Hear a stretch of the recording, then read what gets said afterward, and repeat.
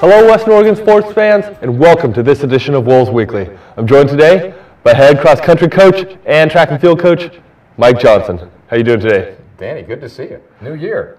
It's been a while. I mean, you're one of the only coaches I have to say that I get to interview for multiple sports, basically. We have multiple sports, multiple genders. We got the whole thing rolling. And it's kind of a unique time of the year. You guys competed up until cross country until December? Yeah, last meet was December 4th. We'll go this weekend, January 14th. People got a little time off for the holiday. So some of those people got to back down their training. A lot of the people involved in the track and field part that weren't in cross country were working right through, as were to a degree the cross country people, but we try to back up a little bit and give them at least some time to feel like they're ready to study and get some emotional recovery and get recharged and come in and get it. And I know that this, the break can be great, people like getting away from it, but can also be a little of a chaotic time for the coaches because you lose those guys for a couple of weeks and then you come back, they're trying to start school and everything else is, so many things going on. So many things going on. We have not just school, but we're looking at the element of, well, we just finished one season, starting another. We traveled this weekend and it's recruiting time of year too. And of course, we're only 3 weeks, roughly I think, a little bit more than 3 weeks away from signing date. So the coaches are busy on the phone. People are coming to campus, in for campus visitations. We've got, everybody's working very hard to make it happen. And that's exciting. To me, it's exciting. Sometimes when you're not sleeping, it's not as exciting, but it's exciting. So you can't call it downtime of the year then between cross country and the start of the indoor season? Well, I don't think we have a downtime. You cross and indoor and outdoor, and the summertime is preparation and camps and more workshops and other activities and clinics and such, and just get, but you love the sport, and so you do it, and it's something that our athletes are kind of the same way. This is a full-time activity. In terms of doing something that you really have the excitement to do and you want to get involved. You talked to me a little bit about the preparation, but you also said this is a full-time activity. How would you say you guys are preparing for this first meet of the year? Well, I think we put everything in perspective. Of course, we have an indoor championship, and the indoor championship is over in Boise the third week in February, and that's the GNAC indoor championships. Our men are the defending champions, two-time defending champions. We focus on trying to do well in that meet, but not at the sacrifice of the rest of the year. And so there's a balancing act that takes place in track, and particularly with indoor track, that helps us be able to accommodate all the things that we're trying to do. So how do we prepare for this first meet? It's an area, it's a venue that we're familiar with. We go to the Dempsey up at University of Washington. This is a place that we've competed many times before. It's a great facility, one of the premier facilities in the country. And in the first meet, of course, everybody is a little rusty. The other teams are a little rusty as well. There's not tremendous pressure, and yet what we're trying to do is get qualified for that indoor championships.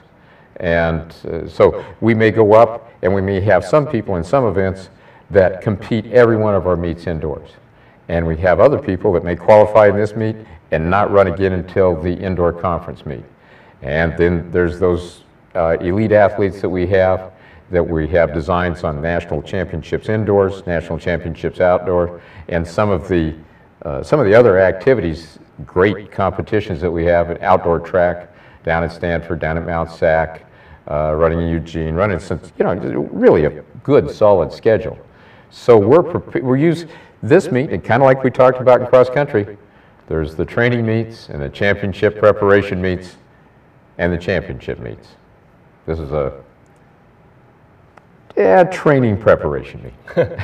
You mentioned some of those elite athletes there, and you have many that qualified both for provisional, and you had a couple automatic qualifiers last year in both indoor and outdoor. Talk to me a little bit about some of those ones the Western Oregon fans should be looking out for this season. Well, Will Crook and Amanda Shoemaker in the javelin. Of course, we're not throwing the javelin inside right now, but Ashley Potter is triple jumping, long jumping. Chris Reed will be running indoors now. He's going to step away from the longer races and focus on the mile and on trying to really go after a couple records, maybe a school record in the distance medley, maybe push that team towards bringing some more people towards the championships, not just our conference meet, but the NCAA meet. Wow.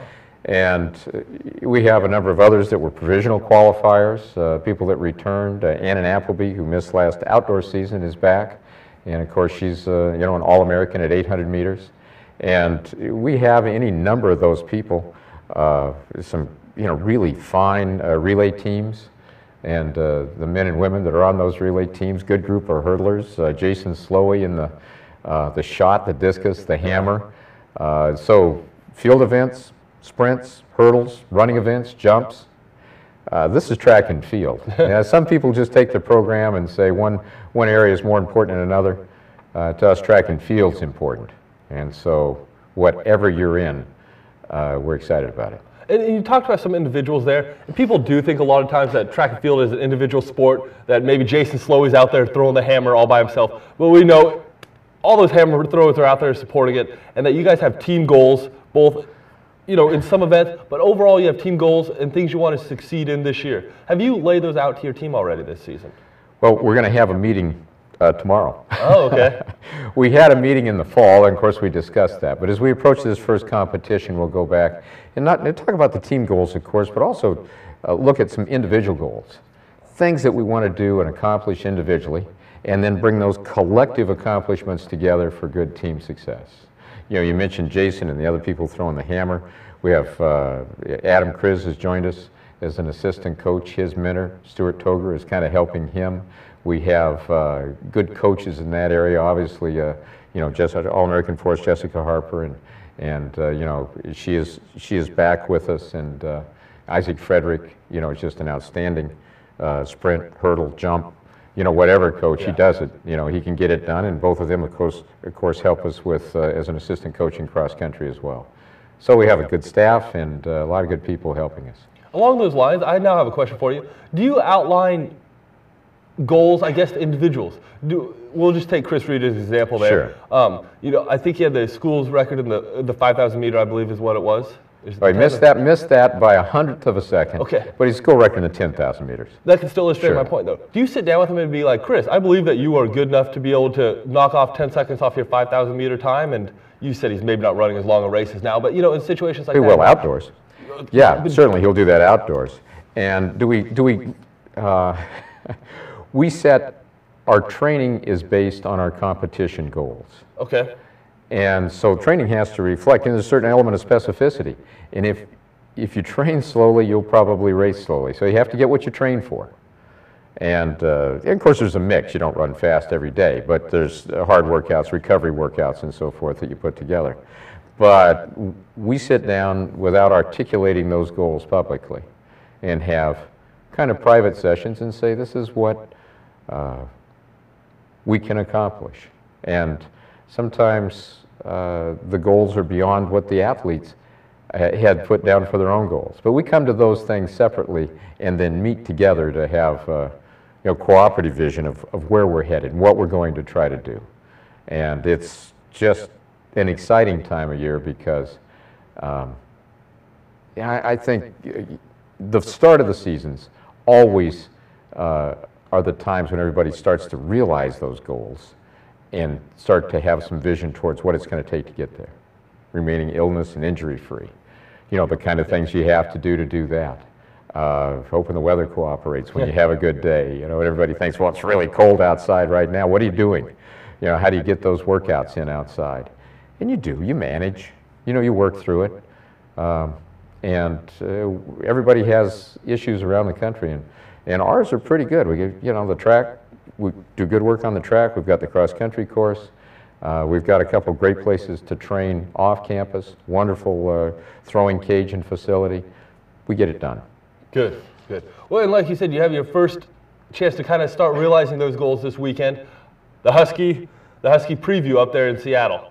I know that you're saying that you're looking for marks and stuff like that, but this is not so much of a team meet. It is an individual one where you go up there and you. Sure. They usually don't score team. Yeah, it's not team scored. Yes. This one's not team scored if that's what you're looking at. It's meets open in that respect.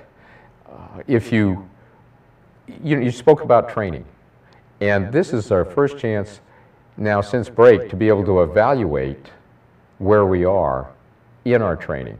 How effective has that training been? Do we need to make any adjustments in our training based on what we see in this competition? Okay. For the most part, we'll stick to plan. You know, there's sometimes, or what happens that you really like sometimes is you find somebody, because we'll occasionally put someone out of event early just to get another look at what their skills are. And all of a sudden we find somebody with a skill set that we really hadn't anticipated. And the team gets better from that. And we'll take someone like Annan, and she might run all the way down to the 200, where she's really a 1500, 800 runner. And we'll do some really unique things to try and enhance certainly what the primary events are, but also to create some more breadth in what they're capable of accomplishing. We don't want to waste competition. Everything we do has a purpose. So it's not by accident that we would enter those things. It's not a frolic, but it can be a lot of fun, you know. Well, fantastic. Coach, we'll look forward to following you this whole season. Indoor season goes until the beginning of March, actually a couple weeks into March, and then outdoor season has already started by that time, and we luckily enough get to host the GNAC Track Championships that will be here middle of May, which is always a pretty cool event here. Well, we had a great cross-country season. We hope to have the same thing happen indoors and out. Well, fantastic. Well, thank you all for joining us on this edition of Wolves Weekly.